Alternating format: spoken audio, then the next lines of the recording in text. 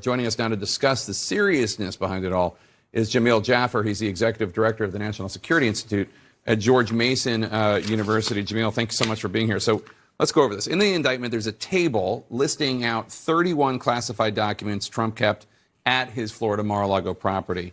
21 of those were marked top secret, which the federal government defines as exceptionally grave damage to national security should the information be exposed. What types of consequences are we talking about here? Well, you think about it, right? It's not just the top secret documents. There's another 10 of them that were compartmented, sensitive compartmented information. That means signals intelligence, human intelligence, and the like.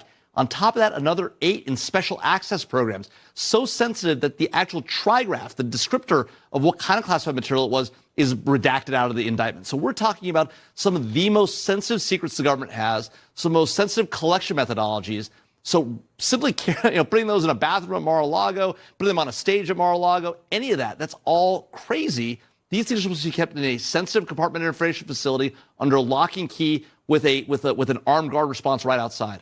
And that we should note the classification codes on these documents included NF, which means no foreign, which means information cannot be released to foreign nationals. Anyone not American, SI, special intelligence. These are some of the codes listed next to the 31 documents.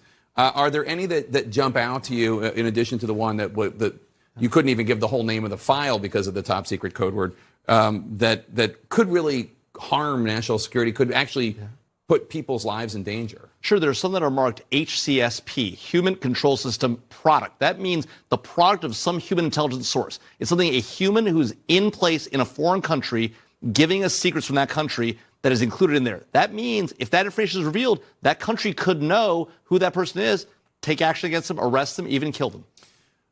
We don't know anything in terms of who saw these documents other than what's in the indictment in terms of him showing the document that supposedly shows battle plans, U.S. battle plans for attacking or invading Iran, and then another document that was a military map of some way. But obviously this was not a secure area, right? Mar-a-Lago. And we know just from news reports of 2 Chinese nationals that were caught on property. One of them, I think, was deported to Hong Kong. We know of a woman who was like a con woman of some sort, pretending to be a member of the Rothschild clan.